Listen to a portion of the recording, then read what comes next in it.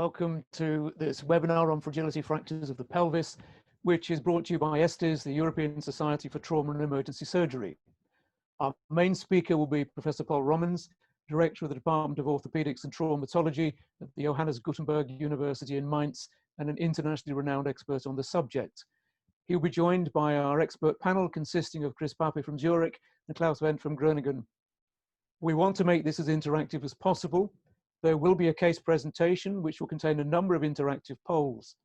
All voting will be anonymous, so please don't be reluctant to take part. In many cases, there's no single correct answer, so we really do want to know what you think.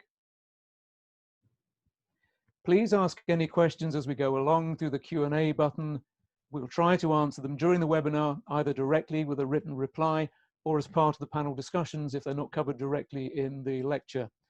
If there are a number of similar questions, we may answer them together. And if you ask a great question that we don't have time to answer during the webinar, we may send you a reply by email afterwards. So it gives me great pleasure to hand over to Professor Rommens to start the case presentation.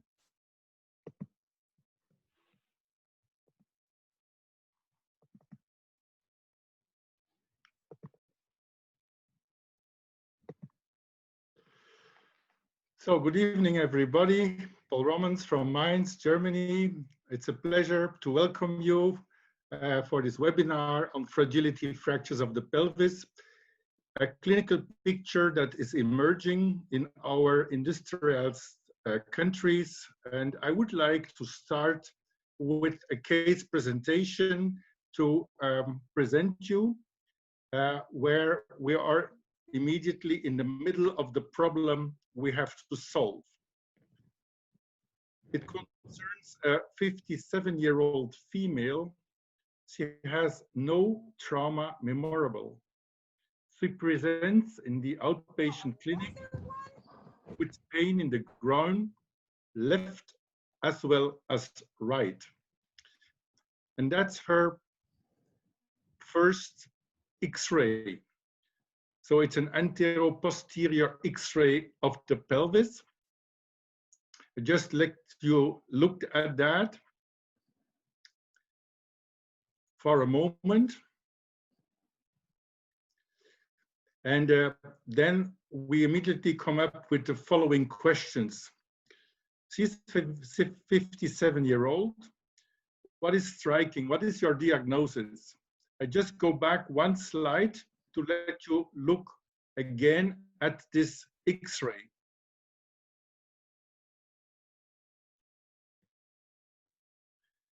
Does it concern a unilateral pubic ramus fracture?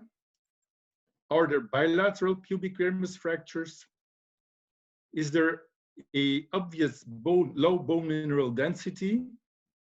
Is there a morbid obesity of this patient? And if you look at this patient and knowing that she's 57-year-old only, perhaps you may think she's too young for a fragility fracture. There must be some kind of malignancy, a primary tumor or a metastasis. What do you think about this X-ray? And the question you see, what is your diagnosis?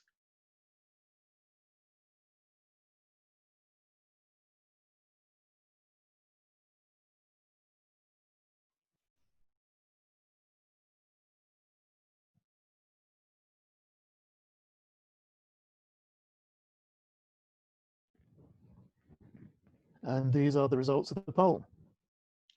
Okay, there are bilateral pubic ramus fractures in 62% of your answers, and that's correct. Maybe there is low bone mineral density as well. We have about 1/3 of the answers, and the morbid obesity in 14%. Thank you very much. We go on. And the next question would be, if this patient comes into your outpatient clinic, what would you advise her? So here indeed, we have a bilateral, nearly undisplaced pubic ramus fracture. That means left and right, upper and lower ramus. So what is your therapy? no specific therapy, so careful neglect, be careful and go home. Mobilization with painkillers, 2 weeks bed rest and painkillers, operative stabilization, exploration of bone metabolism, and we immediately start with anti-resorptive drugs. Please make your choice.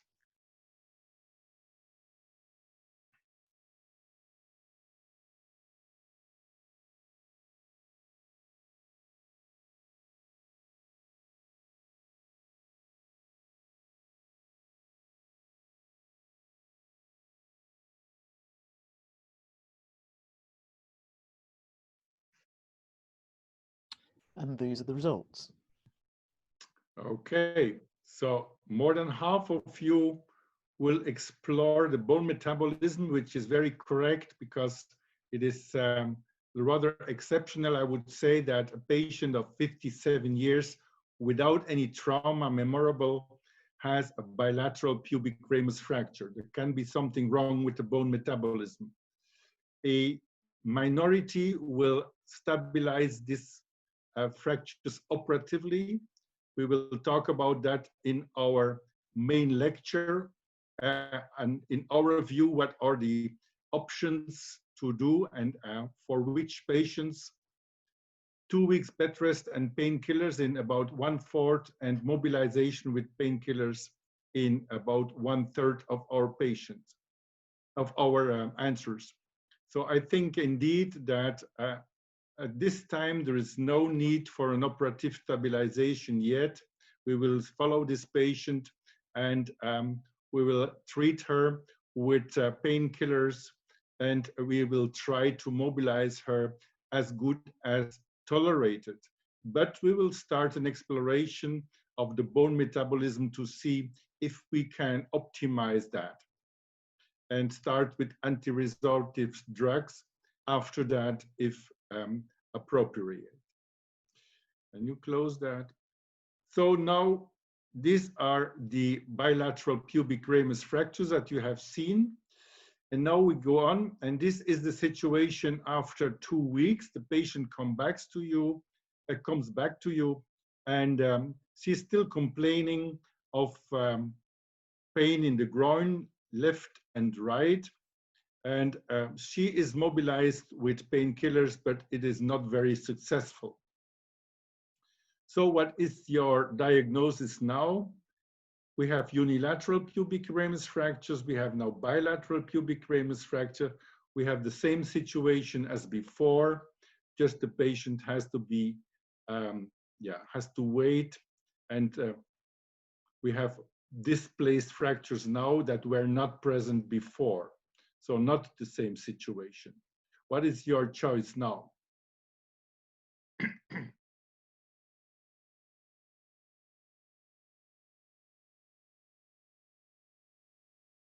Okay, we have in half of you answered that there are bilateral displaced pubic ramus fracture, which is absolutely correct. It's not the same situation as before because we have seen, or we see now that there is some displacement that was not present in the first X-ray 2 weeks before.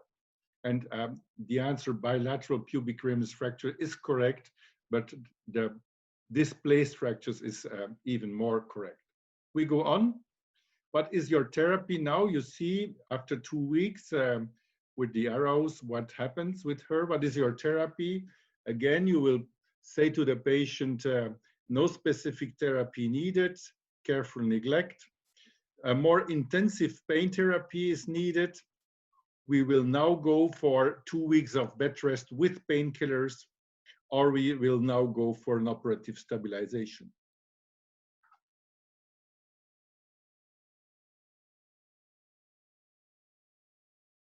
So 2/3 of you will vote for an operative stabilization. We will have to ask you later on why you decide for an operative stabilization. Do you mean that conservative therapy will not be successful at all? We have to discuss that. 1/5 is voting for 2 weeks of bed rest and painkillers. This was done in this case. The patient was sent home. She got new painkillers, and she was advised to mobilize as good as possible. Can you close? Yes. So this is the situation 3 months later. The surgeon did not see her anymore. The orthopedic surgeon did not see her anymore in his outpatient clinic for a while. And this is a new picture because the patient is telling him that situation is getting worse. She has more pain, painkillers do not work well, and she has more and more pain as well in the back of her pelvis. What do you see on this X-ray? So after 3 months, immobilizing pain, plus pain in the right buttock. What is our diagnosis? Is this still the same situation as before? Do we only have displaced bilateral pubic ramus fractures? Do you see a widening of the sacroiliac joints? Or do you see a fracture of the right ilium? I will just go back to this picture now. 3 months after initial presentation. Do you remember the first X-rays? Can you compare the sacroiliac joints from the beginning with this now? And do you see any fracture in the ilium or in the posterior pelvis in this X-ray of the anteroposterior pelvis?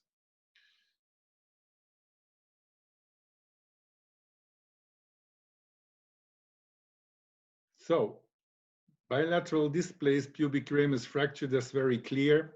There is a worsening when we compare with the previous pictures, so there is more displacement. We see a widening of the SI joints, indeed, on both sides. It's not critical, but there is a widening when we compare with the X-rays before. And there might be a fracture of the right ilium. Indeed, we see a horizontal line. Can you close that? We see a horizontal line. You see the question marks. Is there a fracture? Perhaps you see a small line here, which may be a fracture. Here is a widening, there is a widening, and there are, you see the displaced fractures. Still, the patient was advised to have a conservative treatment, so no specific therapy. 4 to 6 weeks would be an alternative bed rest with painkillers now.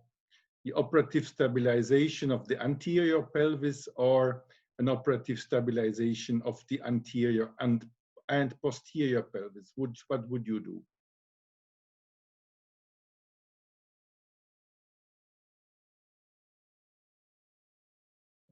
Now, about 4/5 of you would operate on this patient in the front and in the back, and only a minority still votes for a conservative therapy. We will go on, and now we have a picture after 3 months, and that's now the next picture after 5 months. Patient, this is the first CT scan that we have from this patient, and you clearly now recognize the displaced fractures in the front and the widening of the SI joint in the right side, plus the complete fracture of the ilium on the right side, which is unstable.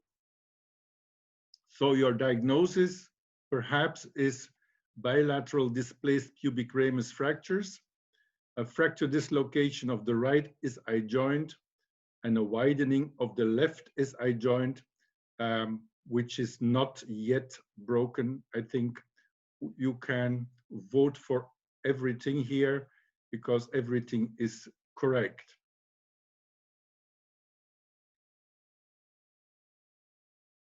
So here you see, thank you, this is certainly correct. We have about 80% of the votes for every possible answer.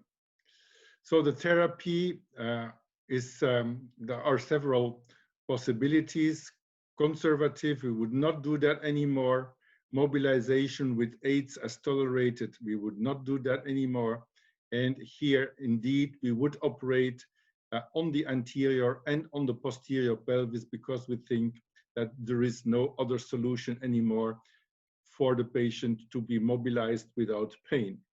So this is a striking example of a rather young patient with a progression of instability after a minor trauma or even a trauma that is not memorable anymore due to very severe osteoporosis.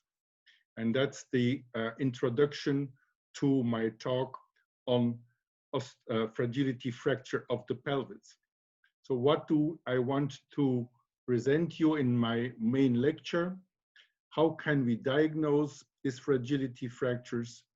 What are the specific characteristics of these FFPs?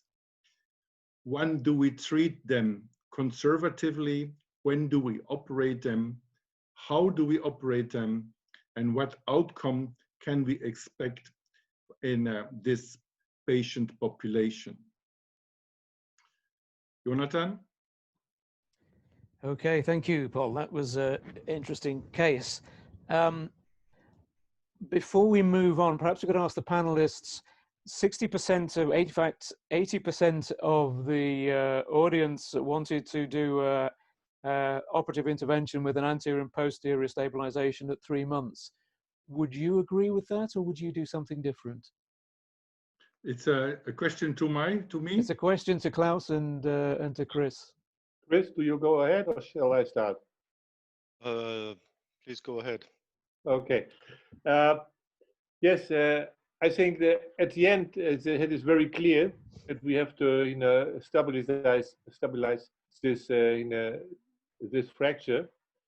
But I think, we can learn from this, or maybe I think, Paul will, will tell us this in his presentation, that we need more information in the beginning. If we have an anterior fracture, or even with no trauma, and you get in a 57-year-old woman, and then you have to be very aware about the dorsal pelvic ring, and you can do some clinical examination. But I think you should very soon start with a CT scan, because we see these fractures of. In former times, we said, okay, it's a pubic ring fracture, but in many cases there is a problem at the dorsal side, what we can see here, and I think it would be better afterwards. Always afterwards, you are it always better, but at the 3 months and maybe earlier, we have to start with more diagnosis. So start with a CT scan. And then we get we had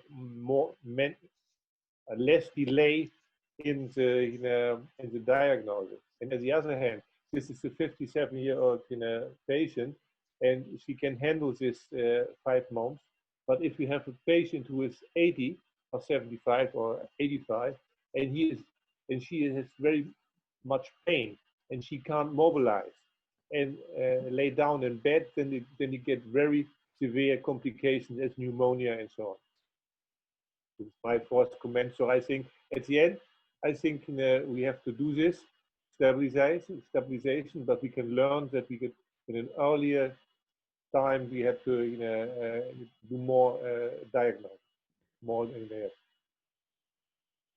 It's very easy when you get to 5 months and you have your retrospectoscope to see that this patient needs to have operative intervention. Right. That's what I said. How much earlier could you have picked that up? In our clinical practice, we started 10 years ago with if you see it at in a morning conference in a pelvic ring fracture or pubic fracture, and there is no CT scan, then we ask, are there clinical signs of a dorsal fracture. But in our clinical practice nowadays, the last years, I think we always do a CT scan now. Okay, and Chris, how early would you operate? Well, if I may, I would go back a little bit and look at the very early stages. In a 57-year-old, I would be surprised to have this kind of an injury without a defined trauma mechanism. I would be wondering whether or not this patient needs a DEXA scan to find out if she has like how severe her osteoporosis is or other comorbidities. And in addition to doing a CT scan, I think within the first 3 to 6 weeks, if we don't find anything on the CT scan and the patient still doesn't get better, we add a SPECT CT or MRI in order to find out subtle changes. So I just wanted to throw that in. I'll ask you my question again, and now you've given some background to it. What's the earliest that you would operate on somebody when at what point would you decide that conservative therapy wasn't going to work? Well, I think there's no fixed time point, but if you see that the patient within the first 3 to maximum 6 weeks doesn't get better, even after the 2 weeks time point, I would probably go for the other tests that I referred to. Number one, a CT scan. If you don't see anything on the CT scan, then you do a SPECT CT or MRI. And oftentimes you can see something shining on the MRI at 3 weeks. And then you can discuss with the patient whether or not they are okay with some surgical intervention. Okay, thank you. Shall we move on to the main presentation, Pol? Yeah, thank you. You see it? Yes, we do. Yes. Okay. So the title of my presentation now is Diagnosis, Recommendations for and Techniques of Surgical Stabilization of Fragility Fractures of the Pelvis. So I said in my introduction of the case presentation that this is a clinical problem that is emerging in our industrialized countries. The incidence of low trauma pelvic fractures in old people is growing exponentially with age. You see here a statistic from elderly Finns between 1970 and 2013, and you see that in each age group above 80, be it man or woman, there is a clear increase of incidence between 1970 and 2010, and there is an extrapolation for the future that this will be growing further. There is in the Netherlands a similar evolution. There was a publication in 2014 which said the same. There is an increase of a similar rate as in Finland. And here you see another publication from Germany where I work. This is from the University of Düsseldorf with one of the insurance companies. And they looked at this discharge diagnosis of patients that were hospitalized. And you see here also, depending on the age, that there is a clear increase of fragility fractures of the pelvis in man and woman over time. So what are the characteristics of these fragility fractures? They are the result of a low energy trauma. You have seen in the case presentation that in a minority of patients, there is even no trauma memorable. We always have weak cortical and cancellous bone. The cancellous bone even being more weak, we will see that later, than the cortical bone. These fracture patterns are specific for fragility fractures, and they reflect the areas of low bone density. We just have specific fracture morphologies that we do not see in the younger patient population that have a high energy trauma, let's say a motor vehicle accident. The ligaments remain strong in the older population, let's say as strong as in the younger population, but the bone gets weaker. So in comparison to the bone, are the ligaments stronger?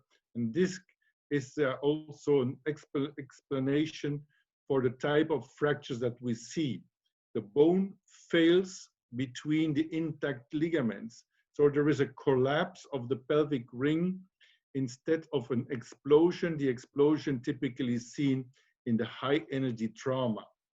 And what we have seen in the case presentation, and we will see that in another patient later on, is an increasing instability over time, a progress of instability if the treatment is not adequate.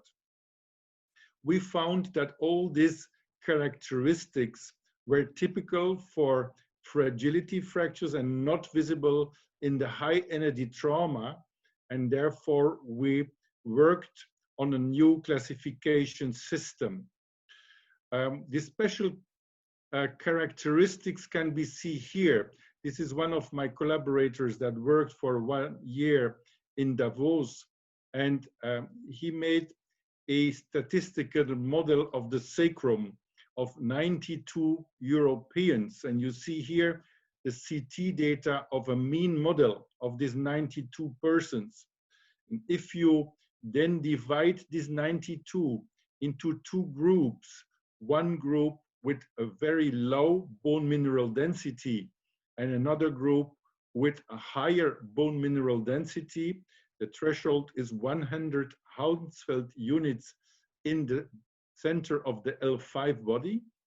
Then you see in the group with a high bone mineral density that within the sacrum, there are only small islands in yellow with a density below 0. That means this is water. There is no bone structure anymore. There is only liquid. And if you look at the right, the patients with a bone mineral density below 100 Hounsfeld units in L5, they show large areas, we call them alar voids, in the sacral ala left and right, with a very low density in CT. That means these are areas without any stabilizing bone structure anymore. And this is a patient that is 89 years old. And this is a CT scan. He has an incomplete ilium fracture on the left. You see that this vertical line here. And then she has also a left pubic ramus fracture, superior, inferior pubic ramus. But what you as well see is these alar voids in the sacrum. And these are areas where no bone structures are present anymore. And then you can understand that a lot of these patients with low energy trauma show fractures that are going through this area of lowest bone mineral density. So this can be unilateral, this can be bilateral, and sometimes there is a connection between the two vertical lines. And then we have an H-type fracture. In the high energy trauma, we call that the spinopelvic dissociation, because then the S1 and sometimes S1 and S2 sacral body together with the lumbar spine are dissociated from the pelvic ring. And in this situation, it's impossible to walk because this is completely unstable. Although in the old population, the ligaments are still intact, so they are still responsible for some stability, but certainly not the stability that we have in an intact pelvis.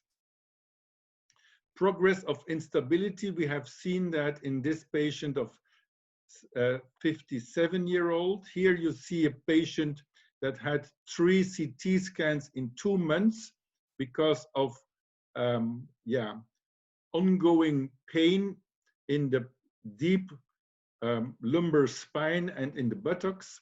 And you see that in the first X-ray, CT scan, I mean, upright, there is no fracture in the sacrum.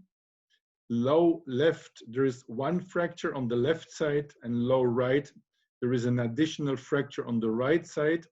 So there are 3 pelvic CTs in 2 months showing very clearly that there is a progress of instability, and now we can talk what is the best treatment for this patient to prevent further increase of instability. Another patient is 83-year-old. She has at the beginning a FFP type 2C. I will show you later what that is. You see the CT scan upright. There is just a fracture line in the front here on the left, perhaps going down, but it's not displaced. And here you see, this is a reconstruction of the same fracture. Here, coronal plane, and here a reconstruction at the pelvic brim, where you see there is as well a fracture of the anterior pelvis in the left side. And when you look then 3 months later, is the same patient with a complete different picture. There's a bilateral fracture in the back, and there is a severely displaced anterior fracture in the left. So this patient had a clear progress of instability during conservative treatment.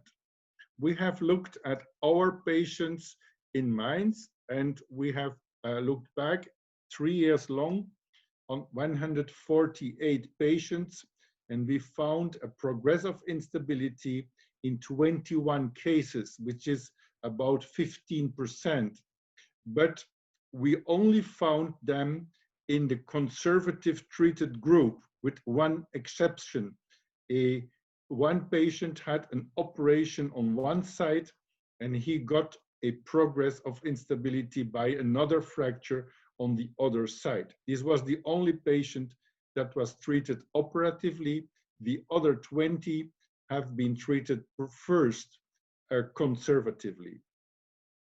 So what is our diagnostic workup?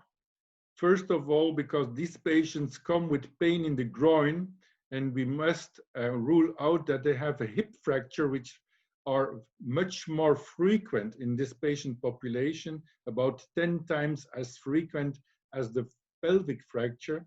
So we always start with pelvic overviews in AP, sometimes inlet and outlet views.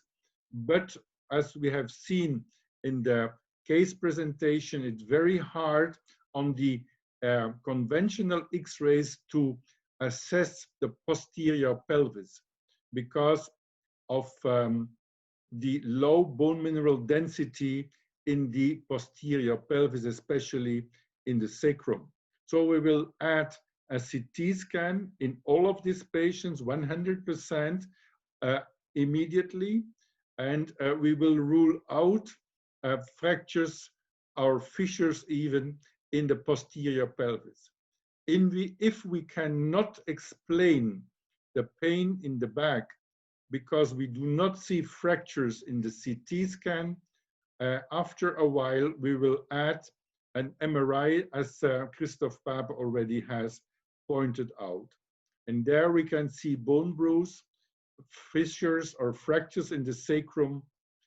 This has the highest sensitivity, but we have to admit that this MRI is not always available immediately in our hospitals for this kind of lesions. As I said, we worked out a new classification system because of the specific characteristics of this fragility fractures. And we looked back at 245 patients that were older than 65, had conventional X-rays and CT, and were admitted in our center because of a pelvic fracture. And we could find specific characteristics and divide these characteristics into 4 categories, depending on the degree of instability that we found. A second criterion was the localization of the fracture in the posterior pelvis, which is more academic, but has importance if we want to operate on these patients, what we can do in this dislocated fractures. So we have FFP, which is an abbreviation of fragility fractures of the pelvis. And then we have 4 categories. The first one, an isolated anterior lesion. We have seen that in our patient at the beginning. An undisplaced posterior lesion, where this is the category 2, a displaced but unilateral posterior lesion 3, and a displaced bilateral posterior lesion is 4.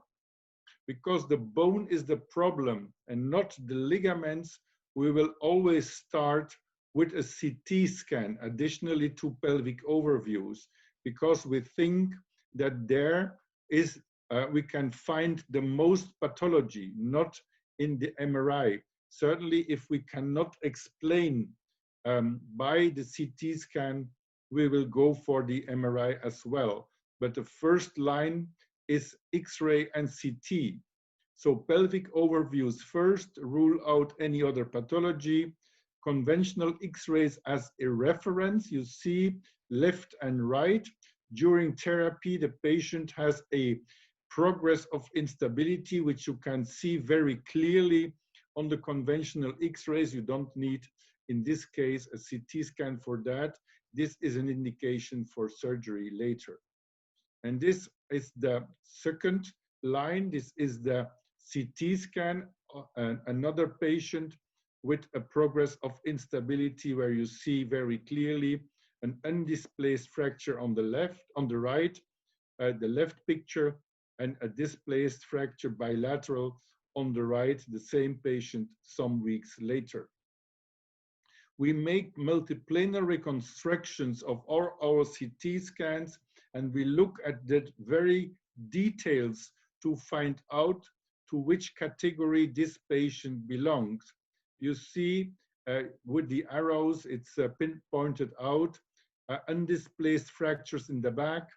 In the conventional X-ray, you don't see anything, but on the coronal reconstruction and then in the oblique reconstructions, you will recognize horizontal fracture at S1, and also in the sagittal reconstruction, you see the same fracture connecting left and right, also in the sagittal reconstruction. So the first category is a isolated anterior pelvic ring lesion, as we have seen in our patient. This can be unilateral, that is type 1A, can be bilateral, is type 1B, a minority of patients. We have looked at our 500 patients in Mainz, and we could find 138 patients with only an anterior lesion, which is proven by a CT scan. There is no posterior lesion at CT scan, but these patients still have, we compared these patients with the normal population of the same age. They have a 3-fold higher mortality, a reduced mobility, and a reduced quality of life expressed by the EQ5D 3 levels. So all of these categories are bad for these patients, although they have only anterior lesions. We cannot say careful neglect, because these are serious adverse events, and we should interpret that as an alarm sign to have a better observation of these patients and to prevent further damage. The second category is an undisplaced posterior lesion, can be isolated, can be together with an anterior lesion as a crush or as a complete fracture. And in our classification system, this is 50% of the cases. So it's the most important group. And we can compare that with the lateral compression injury of the high energy trauma. But certainly the clinical picture is different. The patients mainly have pain, but are still able to mobilize themselves under a certain pain therapy. And therefore, this question remains, what is the best therapy for these patients? Should we operate on them or not? And I will try to answer that later. Our own results, you see here, 257 patients in the last 10 years with this type 2. And if you look down, when you operate them, you have more complications during this surgical time, perioperative. 1/4 of our patients had. But if you look at the 2-year mortality, then you see that the conservative treated group has a 3-fold mortality in comparison to the operated group. We will publish that later, and this is significant. So we have here an argument to say that perhaps operative therapy of these patients may help the patient to survive. The third category is the displaced unilateral lesion, also subdivided in a fracture to the ilium, a fracture to the joint, or a fracture to the sacrum. And in the fourth category, you have bilateral lesions, also displaced through the ilium, through the sacrum, or a mixed pathology. We have looked back in our series of 500 patients. We found 133 patients with this type 3 and 4. So this is a higher degree of instability. And you see that we operated about 66% of them.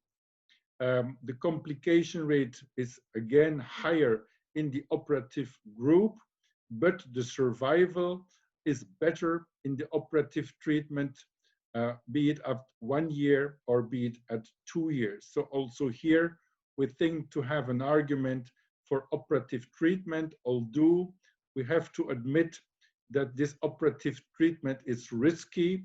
You may risk general and local complications in this patient group. What are our treatment principles? Certainly, we need an adequate pain management. This is the main symptom when the patient present themselves in the outpatient clinic or in the emergency department. They have pain after a fall. The treatment should be as less invasive as possible, be it conservative or operative. We think we should not try to reduce everything anatomically, but we should restore stability so that patient can be mobilized early without massive pain. So our recommendations were to treat the FFP1 conservatively, the FFP2 as well, until the patient, unless the patient has pain after 10 to 14 days and does not come well out of bed, then we will talk about percutaneous stabilization, because we have here undisplaced fractures in the back. In the third and fourth group, we perform a closed or an open reduction as needed by the localization of the pathology. The conservative treatment you see here, adequate pain management, mobilization of the extremities in the bed, sitting and standing at the bedside, short transfers inside the patient room, and walking with walking frame outside the patient room. All this should be possible within 10 days, maximum 14 days. If not, we have to think about an alternative therapy. So if you think back on this case presentation, then perhaps at the second presentation already, we should talk with the patient about a treatment, another treatment, certainly if we have additional diagnostic arguments for that. X-ray control every time before the discharge to see if there something has changed, and we should think about anabolic treatment with a parathormone, or at least with anti-resorptive treatment with biphosphonates. The operative stabilization is recommended in some FFP2 lesions, and we think in the majority of FFP3 and 4 lesions. There are several techniques possible, which I will present you very shortly, with limitations and advantages. And then it is the question of the treating surgeons to see what type of therapy is the best for this specific fracture type and this specific patient. In the sacroplasty, which means that we insert cement in the fracture site, mostly in the sacrum, can only be done, in our view, when the box is closed. That means that the cortical layers are intact and there is only a fracture of the spongiosa, of the cancellous bone, which is mostly only visible in an MRI. But in a presentation of, or a publication of the Bern Hospital, you see that there is a cement leakage in 27% of the cases, and even in one of these patients, there was a need for revision. I show you a patient of our hospital that was treated in the neurosurgical department. You see the CT scan here, bilateral undisplaced lesions, not going through the back, which is so only in the front. We call that crush lesions. She was treated with a sacroplasty on both sides. You can see yourself where the cement goes. So some cement is in the fracture site, but other cement is in the sacroiliac joint, left and right, and also behind the sacrum on the right side. And here you see the CT scans after 2 weeks and after even 2 months, which proves to you that there is a progress of instability despite the sacroplasty. There is a fracture on the other side, and there is an additional fracture occurring at the anterior pelvis despite the sacroplasty. So I think it is not an ideal therapy for patients where on CT a clear fracture can be recognized. Iliosacral screw osteosynthesis is a very accepted treatment method for high energy trauma of the sacroiliac joint or of the sacrum. Here you see a 75-year-old with this fracture type, nearly undisplaced, where we have done a long screw osteosynthesis from the left side and a retrograde transpubic screw. So we closed the ring and it went well, but in a minority of cases, you see very early a loosening of the screws because the holding power of the screws is very low in these patients with low bone mineral density. So there, a solution can be to augment the screws with cement. This is not a sacroplasty. This is a segment augmentation at the tip of the implant. There is an implant, and this is in the center of the sacrum. And biomechanical studies have proven that there is a very much higher pull-out power than in case without cement. Another technique is the minimal invasive transiliac internal fixator, already published 15 years ago for high energy trauma. You can use it for low energy trauma as well.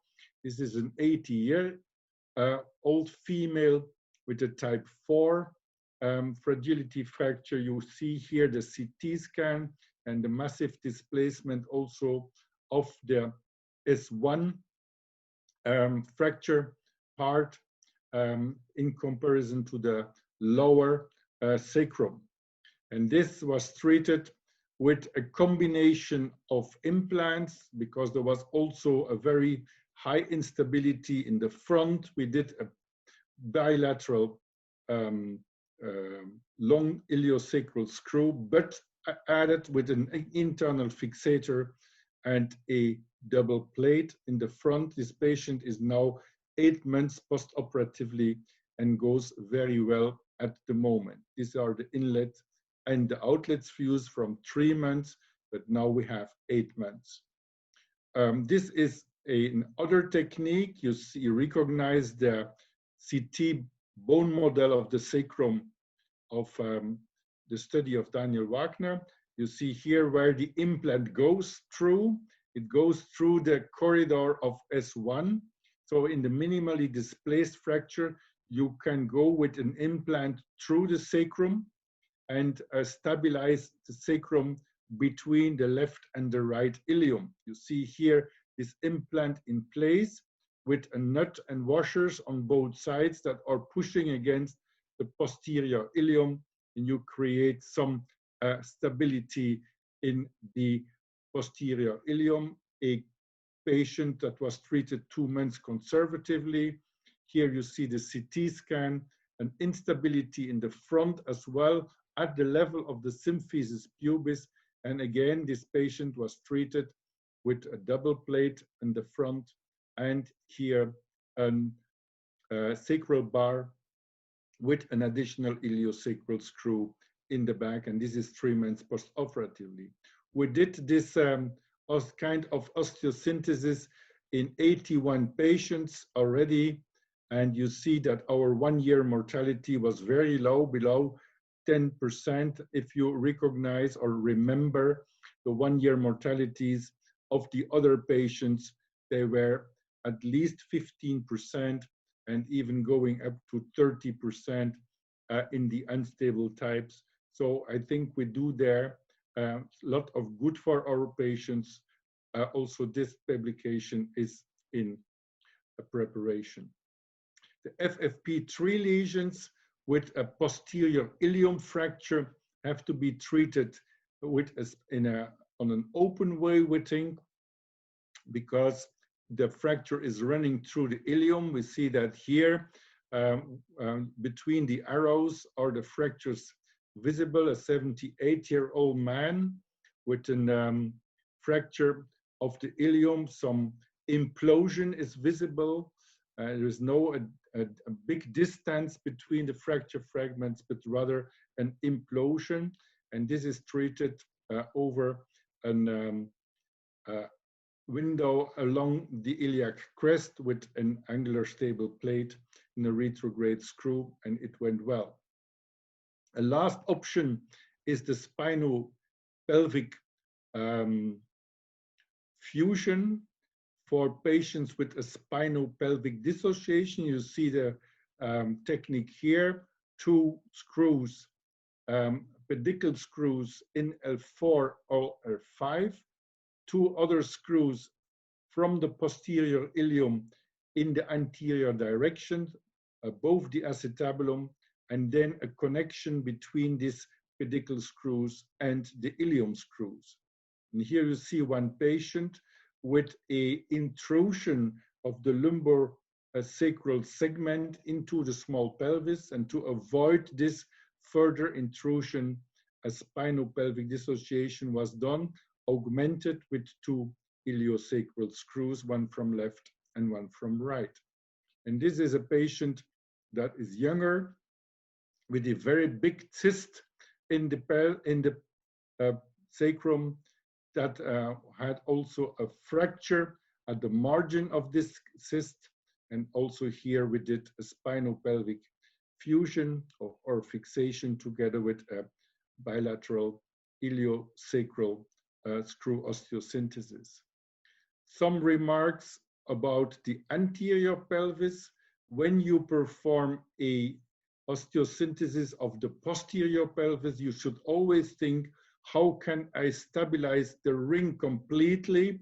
So close the ring and perform a 360-degree stabilization. That means that you also have to tackle anterior instabilities. This can be done through the external fixator, but we are not in favor of this technique because of the low holding power, lack of comfort, and pin tract infection. We rather prefer internal fixation. You see different possibilities: an internal fixator, retrograde screws, or plate or double plate osteosynthesis. Just an image of the internal fixator. You see here 2 screws that are put just above the acetabulum, and these are pedicle screws from the spine set, and they are connected with a curved bar that is implanted. You see the bar in the left picture here outside of the skin. So this bar goes below the skin and connects the left and the right pedicle screw.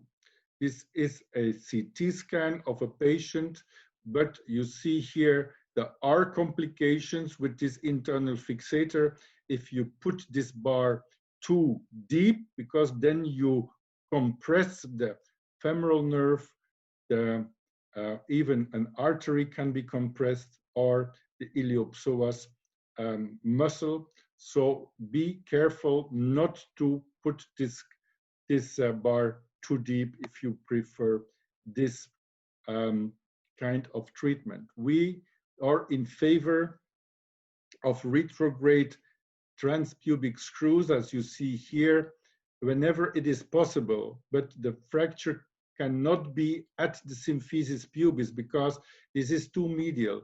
The fracture must be at the level of the obturator foramen or even a little bit lateral to that.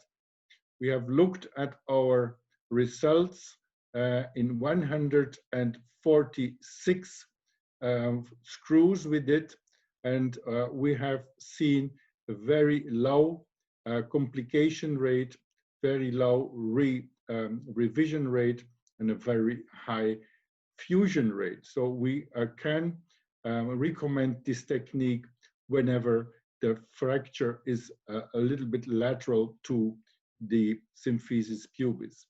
The plate osteosynthesis and even the double plate osteosynthesis, as you have seen in other examples, is a more invasive way of treatment, but gives you a good stability, especially if you use the corridor just medial to the acetabulum with a screw that is going to the posterior column. This screw has a very long length of 100 millimeters and gives you a very good purchase of this anterior stabilization. Here you see some other examples where we performed a double plate osteosynthesis, especially in cases of bone defect and of chronic instability. The aftercare is, I would say, straightforward. The more stable the fracture is reconstructed, the earlier the mobilization is possible. The same for the pain. The less pain, the earlier the mobilization is, but this goes together with stability. Standing and short transfers we would allow immediately within the room in every case and every kind of stabilization, and walking with full weight bearing as the patient tolerates. When there is any kind of instability left, the patient will say you where he has or she has pain, and then you have to be more careful. So to conclude, the fragility fractures of the pelvis are a new entity with an increasing frequency. We have about 50 of them to treat in Mainz every year. That means 1 a week with an increasing frequency. They are not comparable with high energy trauma of the pelvis. Some fractures show progress of instability over time, and they make the problem more complex. We developed a new classification system which gives you a frame to assess this pathology, to see what do we have before us, what can we do, what can we present as a therapy for this patient. So the first criterion of the classification was the degree of instability. We differentiate between anterior and posterior, and we differentiate between undisplaced and displaced. We differentiate as well between unilateral and bilateral. And the second criterion is the localization of the instability, especially to see what kind of therapy can be done for the specific localizations of the instabilities. The treatment as well should be as less invasive as possible, so you should avoid this plate osteosynthesis if it is possible, but certainly you should strive for a good stability, because otherwise the patient will not be able to mobilize early. Do not forget the anterior pelvic ring if you treat the posterior one, and you have seen a lot of different osteosynthesis in my presentation, so there is always a best solution for each individual patient. Thank you very much for your attention.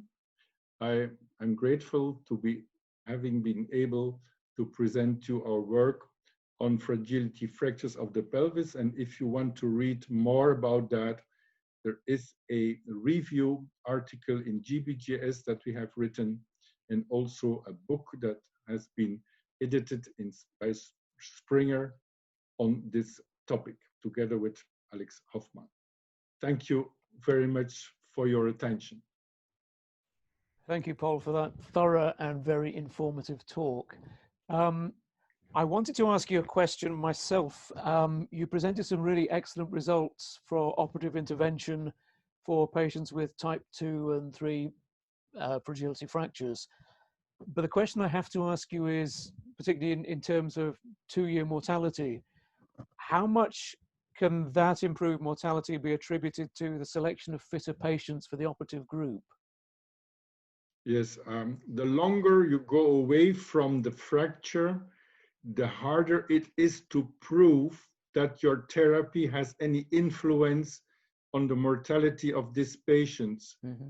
If you can restore patient early in a situation that is comparable with the situation before the accident, then I think that the criteria, the circumstances for better survival are there. And that means that indirectly, if the patient is in a better condition for mobilization, can live longer independently at home, does not need walking aids, and etc., etc. This gives a better starting situation for what comes later. Okay, this is preliminary work. You will, I think, Christoph Pape, Klaus Wendt will admit that the literature about this topic is sparse and is controversial. So this is a new topic. It is not yet proven worldwide that this operative treatment really is better than conservative treatment. I know that in Japan, where they are much more reluctant towards operative treatment, they publish, or they start to publish, good results with an intensive conservative therapy as well. We in Germany, we are more aggressive, I think, but we think with our results to be able to prove that it can be positive for the patient. So that's a matter of discussion, and that's the reason I wanted to present this preliminary experiences to you, to the audience, to see what the reaction is. Okay, thank you. I'll put the panelists on the spot and ask whether you use the Rommens and Hoffman classification of fragility fractures. Chris, you want to Chris. start? Go on. Well, we use it. It is cumbersome to put it all together, but on the other hand, it pays off because it gives you a lot of understanding about the current fracture situation in these difficult cases. Klaus? For me and my colleagues who are dealing with pelvic fractures, this work of Paul and his co-workers gets more and more important. I think it was a real wake-up call. I think it's 7 years ago that the sub-classification is first published, and now we recognize how important it is. It's the same what we had earlier in the 20 years ago with hip fractures. That we are that we see it's a real entity for the elderly people with the specific problems of this patient group, and this new classification gives two things. You get more insights in the pathology of the fracture, but I think the second, even is very important, is that we now maybe can compare our results, because we can use this classification, and we can say about what Paul mentioned is about this FFP2 is the biggest group, and this is a group where we until now mainly get the conservative treatment. In our department, we were very conservative minded about the fractures, and now we see that we can look what is the problem. We have early CT scans. We see the problems at the dorsal ring, and then we can discuss the options of the SI screws, maybe augmented or not, and how long, and so on. This gets more and more insight in treatment options. So I think it's a very important work what this group has done, and we adapted it in our clinic. We've got a number of very interesting questions that attendees have asked. And I'm going to take them in what I hope will be a fairly logical order. The first one is, what's the role of percutaneous treatment in fragility fractures of the pelvis nowadays? What are the pros and cons for it? And I'll let Pol start with that one. As I said, our therapy must be as less invasive as possible. There are many advantages in that: short incisions, minimal blood loss, no severe pain during the procedure, and a quicker procedure than in case of larger incisions and deep wounds. So, because many of these fractures are only, this is not comparable with a high energy. I stress that again, because many of these fractures have only a limited displacement. And the reason for that is the intact ligaments. We can treat these patients using corridors, as I showed you with these long implants. It looks like hell, but it is all done through small incisions with long implants. And they cross these areas of instability from left to right, or they bridge these areas from left to right, and are anchored in these large bones like the posterior ilium or the S1 corridor. So we strive to do this really through small incisions. You have to prepare this. You have to look at the anatomy of each single patient, because this is very variable, and therefore you cannot use the same technique in every patient. Also, when all these patients have non-displaced lesions, because the upper sacrum is very variable in morphology. There is a dysmorphic sacrum is about 1 1/3 of our population. So this is the work of the surgeon that prepares the surgery to look at the CT scans and to calculate where the corridors are available, and then to decide where his implants will be. And that means a lot of work is done pre-operatively. You can make this surgery with computer navigation. Personally, I do not do that, but I know that a lot of surgeons that perform iliosacral screw osteosynthesis and transsacral screw osteosynthesis use this technique. It's more cumbersome, you need more technique, but it's more precise if you are not so familiar with this kind of osteosynthesis. The only pathology where you need an incision is the pathology in the front, very near to the symphysis pubis, where you're not able to do a screw osteosynthesis that bridges, because the pathology is near to the symphysis, it's in the middle of the anterior pelvis, and then you have to cross with a plate. And that makes it somewhat cumbersome because there is not too much room for a plate. Klaus, do you have anything, sorry, do you have anything to add to that? Yes, I think in the first question, what is the position of the SI screws? You have to work as minimal invasive as possible.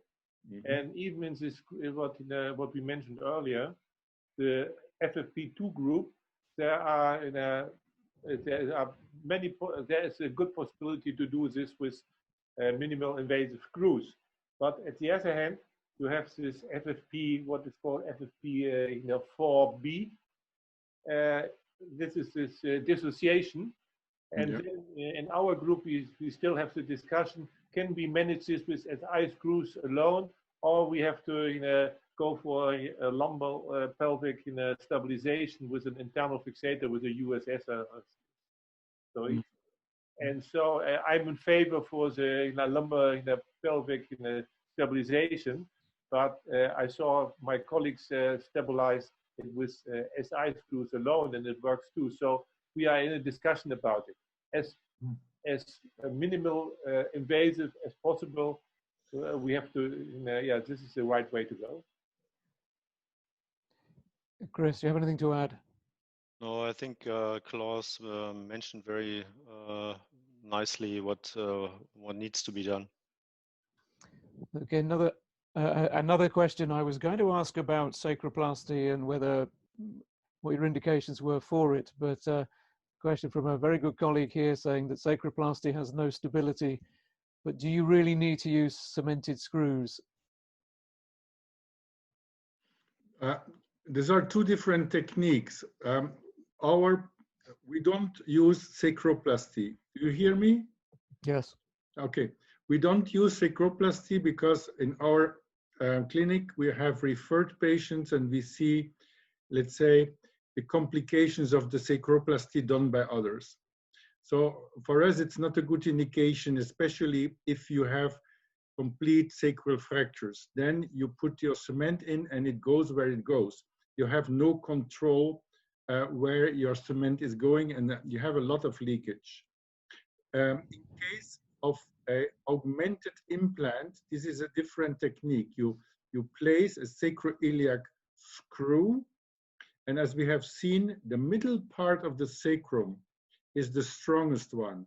The lateral and the lateral part, left and right, there you have these alar voids. So if you put your screws in the alar voids, they will loosen immediately. If you put your screws in the center of the tip of your screw, in the center of the sacrum, you have a better purchase. But then, if the patient starts to mobilize, there is some mobility in this area, and then your screw can pull out again. So to avoid this, you can put cement through the cannulated screw at the top of the screw. but also there, you do not have any control from outside where the cement is going. And that means, I do not know until now, but perhaps Chris or Klaus, you know, I do not know large series of augmented iliosacral screws where there are very low complications. Low complications, I mean that with that you have cement outside the sacrum, you have cement in the sacral canal of S1 or S2, or you have even cement in behind the sacrum. And that you cannot control if you push with some force the cement into the bone. So for us, neither sacroplasty or cement augmentation is a good option for us. We rely on implants that are bridging from left to right without additional cement.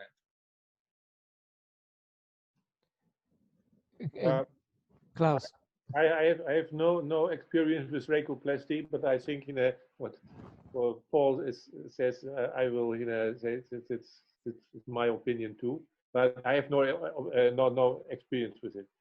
About augmentations of the screws, I'm dealing with spinal fractures too, and we always discuss a long distance or how many segments we have to stabilize, and there you can improve some stability, and this is why I think it's maybe it gets more stability if you put if you put the screw in L4, L5, or in the pelvis, that you maybe have a better stabilization with augmented screws.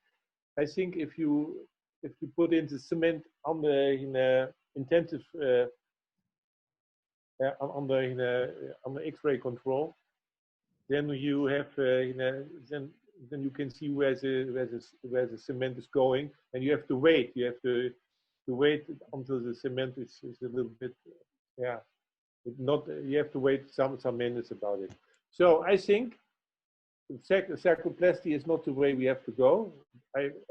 But maybe Paul is right. There are no real data about it, and maybe this may be a possibility in the future to increase the stability of the screws.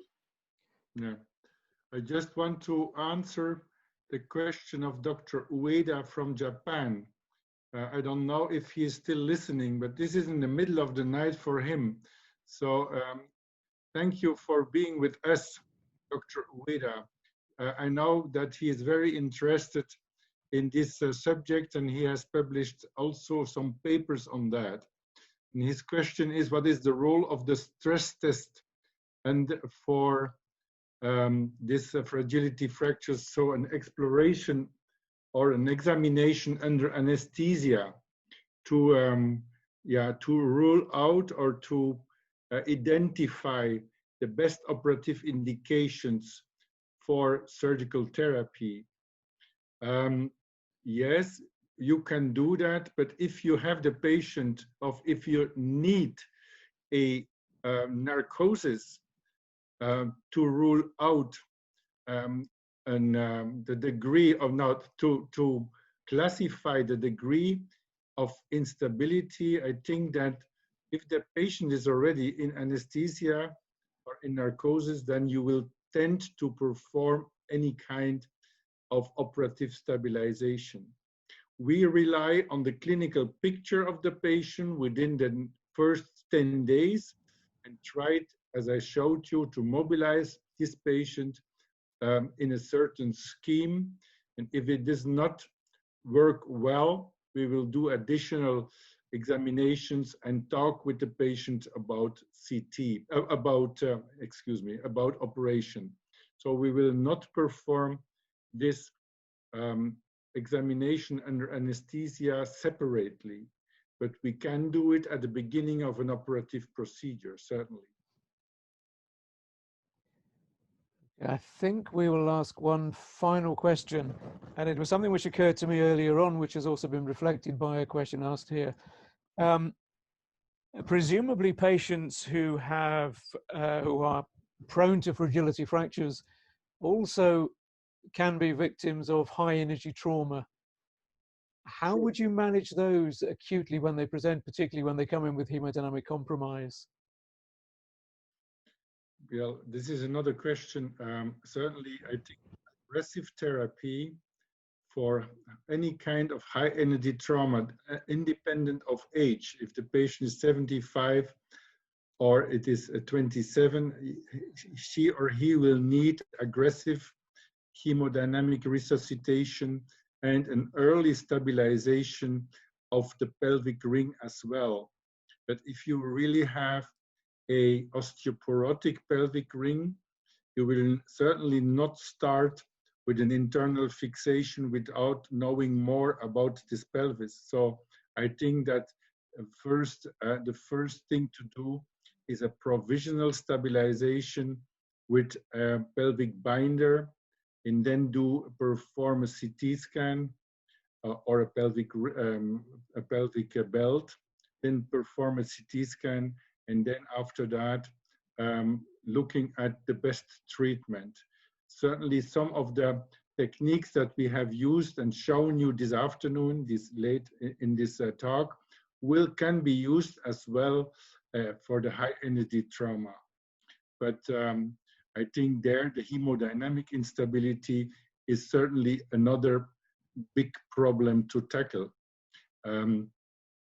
Our patients, as we have shown you, is they do not have hemodynamic instability at all.